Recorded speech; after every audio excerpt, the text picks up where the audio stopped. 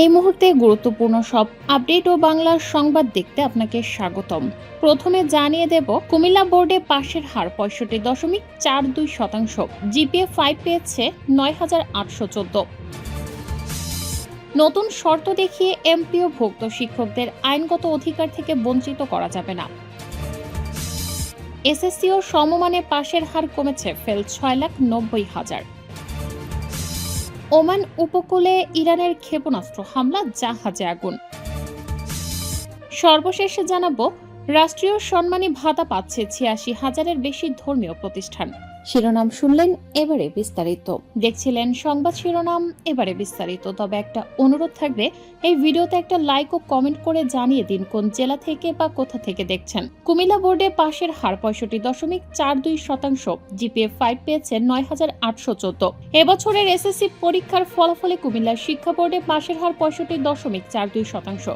গত বছরের তুলনায় এবার পাশের হার বাড়লেও কমেছে জিপিএ 5 পাওয়া শিক্ষার্থীর সংখ্যা। ফলাফলে পাশের হার ও জিপিএ 5 এই দুই ক্ষেত্রেই ছেলেদের তুলনায় এগিয়ে রয়েছে মেয়েরা। এবার কুমিল্লা শিক্ষা বোর্ডে জিপিএ 5 পেয়েছে মোট 9,814 জন শিক্ষার্থী।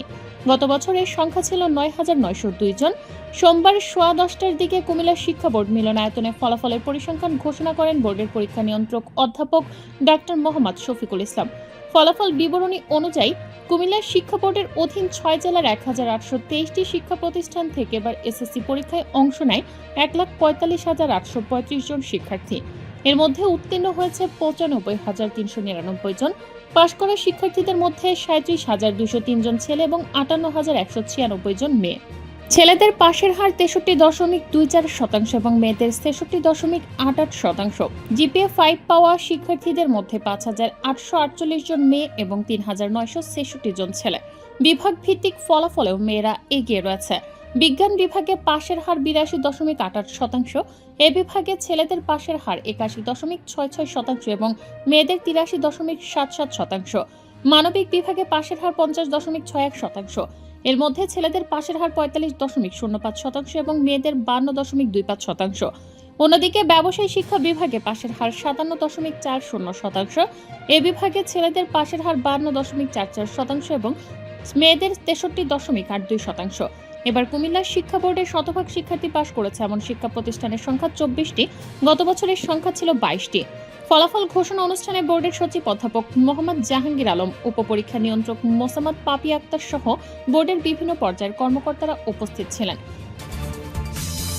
নতুন শর্ত দেখিয়ে এমপিওভুক্ত শিক্ষকদের আইনগত অধিকার থেকে বঞ্চিত করা যাবে না। নিয়োগের সময়কার বিধিমালা উপেক্ষা করে পরবর্তী সময়ে নতুন কোনো শর্ত বা বিধি আরোপ করে বেসরকারি এমপিওভুক্ত শিক্ষা প্রতিষ্ঠানের শিক্ষক কর্মচারীদের অর্জিত আইনগত অধিকার থেকে বঞ্চিত করা যাবে না বলে রায় দিয়েছেন হাইকোর্ট।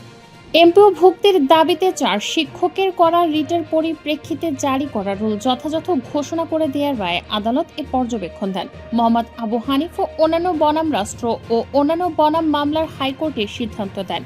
গত 30 জুন বিচারপতি শশাঙ্ক শেখর সরকার ও বিচারপতি উর্মি রহমানের হাইকোর্ট বেঞ্চ রায় দেন। এর পূর্ণাঙ্গ অনুলিপি সোমবার 10 আগস্ট প্রকাশিত হয়েছে। রায়ের মূল অংশ লিখেছেন বেঞ্চের কনিষ্ঠ বিচারপতি উর্মি রহমান। মামলার পটভূমি: মামলার নথি অনুযায়ী 2015 সালের 15 সেপ্টেম্বর প্রকাশিত নিয়োগ বিজ্ঞপ্তির ভিত্তিতে জাতীয় বিশ্ববিদ্যালয়ের তৎকালীন প্রবিধান অনুসরণ করে নাটোরের গুরুদাসপুর উপজেলার রোজি মোজাম্মেল মহিলা কলেজে অর্থনীতি, মনোবিজ্ঞান, ইংরেজি ও সমাজকল্যাণ বিভাগে প্রভাষক পদে মোহাম্মদ আবু হানিফ সহ 4 জন নিয়োগ পান।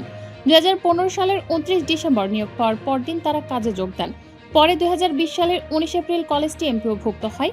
শিক্ষা মন্ত্রণালয়ের সিদ্ধান্ত অনুযায়ী 2015 সালের 30 ডিসেম্বরের এনটিআরসিএ পরিপত্রের আগে বিজ্ঞপ্তি প্রকাশ এবং 2016 সালের 31 ডিসেম্বরের মধ্যে নিয়োগ পাওয়া তৃতীয় শিক্ষকদের এমপিওভুক্তির সুযোগ দেওয়া হয়।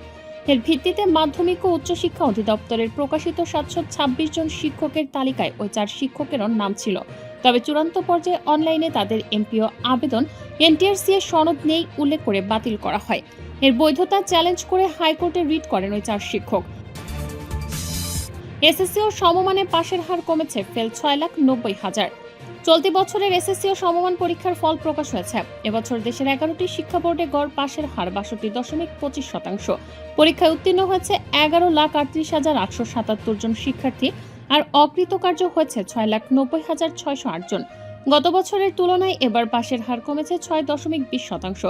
2025 সালে এসএসসি ও সমমান পরীক্ষায় গড় পাশের হার ছিল 68.45%। প্রকাশিত ফল অনুযায়ী এবছর এসএসসি ও সমমান পরীক্ষায় মোট 18,29,485 জন শিক্ষার্থী অংশ নেয়। তাদের মধ্যে 11,38,877 জন পাশ করেছে এবং 6,90,608 জন শিক্ষার্থী ফেল করেছে। গত বছর এ পরীক্ষায় 6,60,660 জন শিক্ষার্থী অকৃতকার্য হয়েছিল। সেই হিসেবে এবার ফেল করা শিক্ষার্থীর সংখ্যাও বেড়েছে। সোমবার 10 আগস্ট সকাল 10টার দিকে শিক্ষা মন্ত্রণালয়ের মাধ্যমিক ও উচ্চশিক্ষা বিভাগের সম্মেলন কক্ষে আয়োজিত সংবাদ সম্মেলনে চলতি বছরের এসএসসি ও সমমান পরীক্ষার ফল ঘোষণা করেন শিক্ষামন্ত্রী ডক্টর আনম এহসানুল হক মিলন। ওমান উপকূলে ইরানের ক্ষেপণাস্ত্র হামলা, জাহাজে আগুন। হরমুজ প্রণালীর দক্ষিণ করিডোরে মার্কিন সমর্থিত বাণিজ্যিক নৌপথে একটি তেলের ট্যাঙ্কার লক্ষ্য করে ইরান একাধিক ক্ষেপণাস্ত্র হামলা চালিয়েছে। সোমবার 10 আগস্ট গালফ নিউজের বরাতে জানা গেছে, হামলার পর ওমান উপকূলের কাছে জাহাজটিতে আগুন ধরে যায়। সামাজিক যোগাযোগ মাধ্যম এক্সের হরমুজ লেটার অ্যাকাউন্ট থেকে প্রথম প্রকাশিত ভিডিও এবং তথ্যে দেখা যায়, সোমবার ভোরে দক্ষিণ ইরানের সিরিক এলাকা থেকে ক্ষেপণাস্ত্রগুলো নিক্ষেপ করা হয়। এক্সের বিভিন্ন পোস্টে দাবি করা হয়েছে অন্তত 4টি ক্ষেপণাস্ত্র ট্যাঙ্কারটিতে আঘাত হানে এবং একই সঙ্গে দক্ষিণ ইরানের আকাশে মার্কিন একটি MQ-9 ড্রোন ভূপাতিত করার অনসমর্থিত দাবি উঠেছে। তবে শেষ পাওয়া খবর পর্যন্ত এই হামলার বিষয়ে UKMTO, মার্কিন সেন্ট্রাল কমান্ডো, ইরানের সরকারি সংবাদ মাধ্যম বা শীর্ষ আন্তর্জাতিক কোনো সংস্থা থেকে আনুষ্ঠানিক সভ্যতা নিশ্চিত করা হয়নি। তবে শেষ পাওয়া খবর পর্যন্ত এই হামলার বিষয়ে UKMTO, মার্কিন সেন্ট্রাল কমান্ডো, ইরানের সরকারি সংবাদ মাধ্যম বা শীর্ষ আন্তর্জাতিক কোনো সংস্থা থেকে আনুষ্ঠানিক সত্যতা নিশ্চিত করা যায়নি। আক্রান্ত জাহাজের নাম, মালিকানা, কাস্টমস, নাবিকদের অবস্থা বা মোট ক্ষয়ক্ষতির কোনো সুনির্দিষ্ট তথ্য এখনো পাওয়া যায়নি। এর আগে গত 8 আগস্ট থাসাব থেকে 18 নটিক্যাল মাইল পূর্বে একটি জাহাজে অজ্ঞাত প্রজেক্টাইলের আঘাতের কথা নিশ্চিত করেছিল UKMTO। ইরান দীর্ঘদিন ধরে জানিয়ে আসছে যে তেহরানের নির্ধারিত নৌপথ না নামলে পরিণতি ভোগ করতে হবে। রাষ্ট্রীয় সম্মানী ভাতা পাচ্ছে 86,000-এর বেশি ধর্মীয় প্রতিষ্ঠান।